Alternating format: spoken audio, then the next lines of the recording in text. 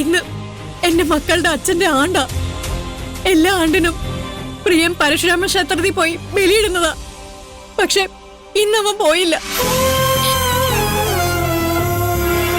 സമയം കിട്ടുമ്പോ പോയിക്കൊള്ളാന്ന് എന്നോട് പറഞ്ഞിട്ട് അവൻ ഇവളുടെ അടുത്തേക്ക് പോയി. ഭഗവാന്റെ അടുത്തേക്ക് പോകുന്നതിന് പകരം ശനി പിടിച്ച ഇവളുടെ അടുത്തേക്ക് പോയില്ലേ? അതുകൊണ്ടാ ഈ കിടപ്പ് കിടക്കേണ്ടി വന്നത്. സാർ ഇതൊരു പാഠമായിട്ടെടുത്തോ. ഇവളെ കാണുമ്പോ ഒഴിഞ്ഞു മാറി നടന്നോ, ഇല്ലെങ്കിൽ സാറിനും ഈ ഗതി വരും. നീ ഇനി അവനെ കാണുകയോ മിണ്ടുകയോ ചെയ്യരുത്. വീണ്ടും നീ അവനുമായി കൂട്ടുകൂടി നടന്നു എന്ന് ഞാൻ അറിഞ്ഞ കൊന്നുകളയും നിന്നെ ഞാൻ. നിന്റെ നിഴൽവട്ടം കണ്ടാ പോലും എന്റെ മോൻ ആപത്താ.